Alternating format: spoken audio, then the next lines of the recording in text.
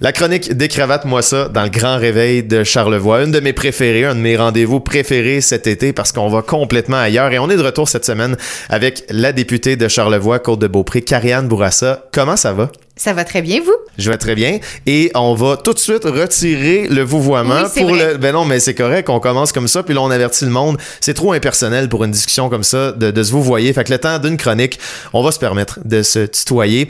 Karianne, on te connaît depuis évidemment que tu es députée ici, également à la télévision avant, à TVA, à Québec. J'ai envie de connaître la personne que tu étais un peu avant. Parce qu'on te voit beaucoup depuis quelques années, mais elle vient d'où? Karianne Bourassa, pourquoi elle a été attirée vers un micro en premier lieu? Ramène-nous, là, je sais pas, là, quand t'avais 15, 16, 17 ans. D'abord, moi, j'ai 2 sœurs, je suis l'enfant du milieu et on dit toujours que l'enfant du milieu manque d'attention. Hein? Oui. Alors, moi, j'étais quelqu'un de très, très extraverti. À l'école, j'étais dans tous les comités possibles, donc présidente de classe, présidente d'école, responsable du journal étudiant, dans la radio étudiante. Donc déjà, très, très impliquée. Ouais. Et je voulais toujours tout savoir. J'étais curieuse, j'aimais les potins, j'aimais savoir les choses. Donc, très, très tôt, et je pense que j'étais en secondaire 3, et il fallait faire un stage. Et j'ai fait un stage au journal Le Nouvelliste à Trois-Rivières parce que j'ai fait une partie de ma scolarité à Trois-Rivières. Puis, j'ai adoré. On est allé sur les lieux d'un incendie. Puis là, il a fallu écrire un papier là-dessus. C'est un peu là que j'ai découvert que je voulais devenir journaliste, que ce métier-là était fait pour moi. Ouais. Puis, j'ai jamais dévié, honnêtement. Tout mon parcours, depuis que je suis jeune, le plus loin, le premier métier que je voulais faire, c'était celui de journaliste. Donc, ça part de la curiosité, puis c'est intéressant parce que la curiosité, normalement aussi, elle vient de quelque part. Je sais pas si tu as déjà réfléchi à ça, si tu as déjà ciblé ça. Moi, je sais que c'est ma grand-mère. Ma grand-mère m'a élevé, passais mes après-midi dans le jardin avec elle, puis c'est ça qui a vraiment créé cette curiosité-là chez moi, qui a aussi fait que j'ai choisi le journalisme. On partage ça quand même. Est-ce que toi, tu sais d'où ça vient? Est-ce que tu t'es déjà questionné là-dessus? Écoute, je sais pas, parce que c'est sûr que même la politique et la chose publique m'intéressaient, mais mes parents sont pas très politisés, puis c'est pas quelque chose dont on parlait à la maison. Je pense que c'est vraiment des professeurs. Professeurs à travers le parcours, tu sais, j'adorais l'histoire. D'ailleurs, j'ai eu un certificat parce que j'ai eu 100% toute l'année en secondaire 4 en histoire. Alors, ça partait vraiment de ça. J'adore apprendre des choses, j'adore lire aussi.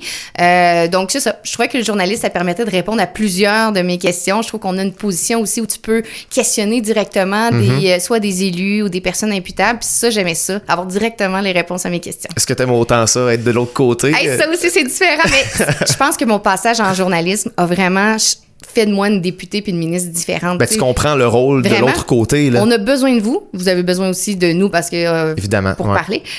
Mais c'est ça, je pense que c'est... Puis moi aussi, je crois que le journaliste, c'est vraiment, vraiment une chose importante. C'est un pouvoir pour un peuple d'être informé. C'est un devoir, selon moi aussi. Alors, le journaliste, pour moi, c'est tellement important. Puis les politiciens, on doit répondre à vos questions. Ben oui, pas le choix, pas le choix. À l'extérieur des fonctions, là, que ce soit comme député, ministre, journaliste, là, on a toute une vie à l'extérieur, on a toutes des activités, des passe-temps. T'es comment à l'extérieur du travail? Je sais que ces temps-ci, t'as moins de temps libre, mais en général, tu sais... Maintenant, il n'y a plus d'extérieur de travail. Alors, c'est sûr que le rôle de ministre, tu sais, avec un bébé qui maintenant approche du 2 ans, là, pour tous les parents qui connaissent ça, c'est incroyable comment ça bouge tout le temps. Sûr. Donc, un bébé de 2 ans, 2 autres garçons adolescents, un chum, il a un travail qui m'amène à traverser le Québec en entier. Donc, j'ai moins de temps libre, mais honnêtement, j'adore le montage. J'ai travaillé 13 ans dans les médias, j'ai travaillé à Radio-Canada puis à TVA pendant 10 ans. Puis, j'adore faire du montage. Pour moi, c'est quelque chose de reposant. Je lis beaucoup de biographies aussi. J'adore les biographies. Mais pour me reposer, si vraiment je veux prendre du temps pour moi, c'est soit faire du montage ou lire des biographies. OK, les biographies, par exemple. Politique. Oui, j'adore. Depuis longtemps ou là, c'est plus récent? Non, ça, c'est depuis longtemps. Ça a toujours été ma section préférée de la bibliothèque, la rangée biographie. Y a-tu des livres, je sais pas, coup de cœur, tu sais, qui t'ont inspiré puis qui ont changé la façon que t'es entré en politique? Le livre de Mario Dumont. Le livre de Mario Dumont qui décrit un peu le début de la DQ, qui parle aussi du début de la troisième voie. Je me suis vraiment, vraiment retrouvée dans ce livre-là, dans cette vision-là. Faut dire que je travaillais aussi à l'époque avec Mario Dumont. Oui, donc moi, vrai. j'ai l'ai côtoyé. Puis j'ai été sa stagiaire. Mon Dieu, l'un de mes mon premier job en TV, là, c'était avec Mario Dumont, stagiaire sur Dumont 360. Fait que ça fait longtemps que je le côtoie puis que j'avais appris un peu sa vision de les choses. Puis j'ai beaucoup aimé le livre. Ça m'a inspiré puis ça m'a même motivé à entrer en politique. Fait que t'es très travail. Tu travailles beaucoup, je veux dire. Puis, ça vient. Non, mais ça vient avec, tu sais, avec le fait d'être député, d'être ministre, mais j'ai l'impression que ça date d'avant ça. Oui, mais moi, tout le monde me dit que j'ai toujours eu une vieille âme. OK. En fait, pourquoi? Je sais pas, parce que j'ai toujours été, tu sais, pour moi, le travail, c'est très important. Je me valorise aussi beaucoup par le travail. Fait qu'alors que mes amis sortaient à 2-3 heures du matin, quand on avait 17-18 ans, ben moi, ce que je faisais, c'est que je travaillais à la radio à 2 heures du matin. T'étais plus tranquille. Ben, j'avais pas le choix. Je faisais le morning à la radio. Fait que moi, je sortais pas très tard, puis je me levais très, très tôt, là. Comment t'as profité de ton début vingtaine? J'imagine que t'en as profité quand même. Mais moi, des voyages. Je me suis mariée jeune, là. Moi, j'ai été 13 ans avec mon mari. Puis, donc, depuis quel âge? Dans le fond, de 14 ans à 28 ans environ. Alors, on a été longtemps ensemble. Tu sais, j'ai marié, en fait, le gars qui est venu au bal de finissant avec moi.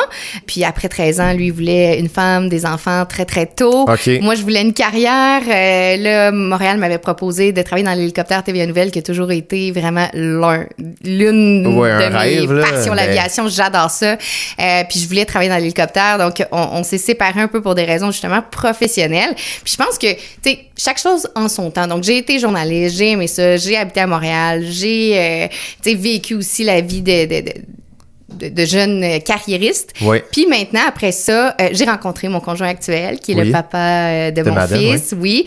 Puis quand j'ai rencontré Philippe, puis les pilotes d'hélicoptère, on s'est rencontrés justement via notre passion de l'aviation. On s'est rencontrés en fait au Nicaragua. Ah oui? Oui, j'ai entendu quelqu'un parler contexte? C'est quoi français. l'histoire? On était les à deux. L'aise de le partager? On était les deux dans une auberge de jeunesse, puis j'ai entendu parler français. Alors là, on s'est mis à parler, puis là, il m'a dit qu'il était pilote d'hélicoptère, puis j'ai dit, hey, moi, mon rêve, c'est de travailler dans l'hélicoptère TVA Nouvelle, parce que je travaillais pas encore là-dedans. Ah, c'est tout un lien pour commencer. Oui, fait que ça a été comme ça, puis on s'est juste recroisés des années plus tard, puis finalement, ça a donné plusieurs années. Des années plus tard. Au début, ça avait pas... On s'était rencontrés, je pense, en 2016 qu'on s'était rencontrés justement là-bas. Puis à l'époque, moi, j'étais mariée, puis tu sais, c'était vraiment juste rencontrer un Québécois ailleurs. Oui, OK. Puis finalement, quand j'ai eu le souhait de devenir moi-même pilote, après, quand TVA en fait a arrêté de faire voler l'hélicoptère parce qu'on petit à petit nous remplaçait par des drones. Fait que moi je me demandais est-ce que je reste en journalisme ou je fais un changement de carrière. Puis là, tu sais, je touchais à l'aviation depuis 3 ans. J'assistais des fois aux cours parce que le hangar de TVA est dans une école d'aviation. Fait que quand on décollait pas en raison de la météo ou quoi que ce soit, moi je traversais puis j'allais dans l'autre local puis j'écoutais les cours d'aviation. Ah ouais. Puis, fait que ça m'a donné un peu le goût de faire ça. Donc, mais là, t'as pas changé de carrière. Est-ce que éventuellement j'ai suivi des cours. J'ai commencé les cours d'aviation. J'ai fait peut-être une dizaine d'heures. Puis j'avais commencé les cours théoriques également. Mais en fait, j'ai rencontré mon conjoint et là, lui-même est pilote d'hélicoptère. Et on a eu le projet ensemble de faire un bébé. Donc, devenir pilote, c'est 95 000 $ environ une licence privée. Beaucoup d'heures. Beaucoup d'heures également. Faut aussi soit un avion ou acheter des heures d'avion. Mm-hmm.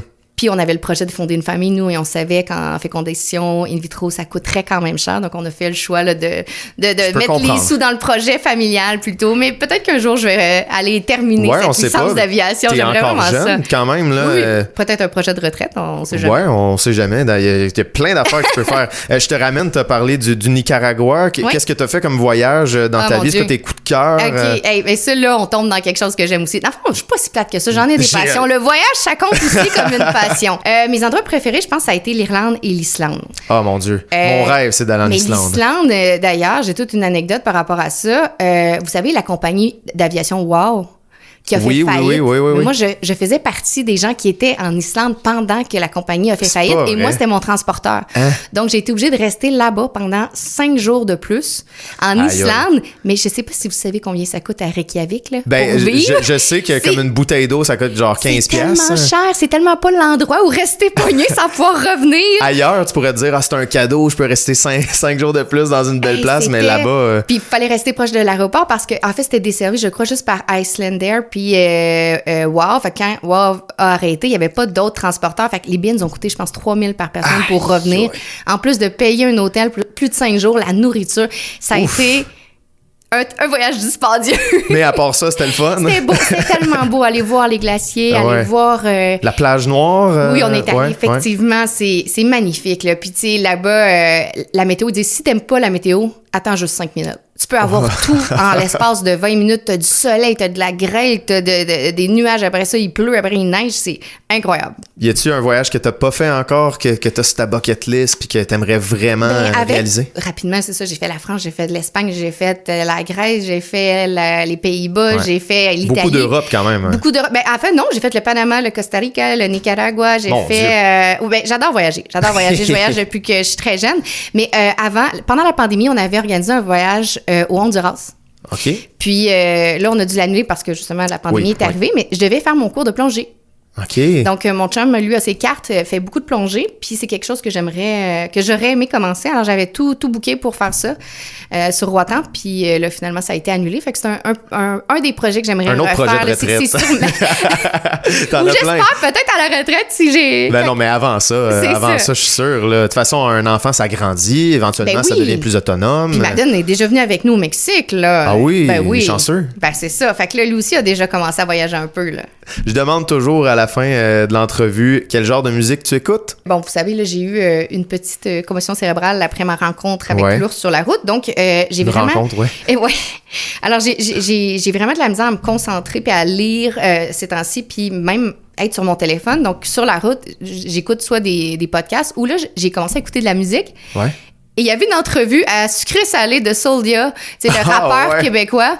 Puis je sais pas pourquoi, je fais, hey, tu sais, il a de l'air super populaire, il a fait le fait que je vais écouter sa musique, je suis accro. C'est-tu vrai? J'arrête plus d'écouter ça. Je pense que mes gardes du corps sont tannés de m'entendre chanter.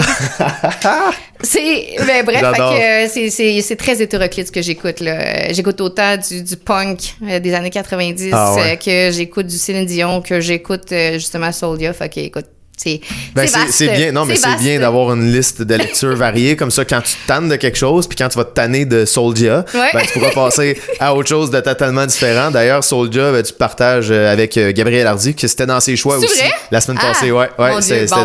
On ira écouter ça ensemble. Absolument, puis on va écouter du Soulja dans 30 secondes aussi. Karianne Bourassa, merci beaucoup d'avoir pris le temps. On a appris plein d'affaires quand même. Hein? Hey, la plongée, la passion pour l'aviation. Écoute, j'ai adoré. Merci. Merci beaucoup. Salut.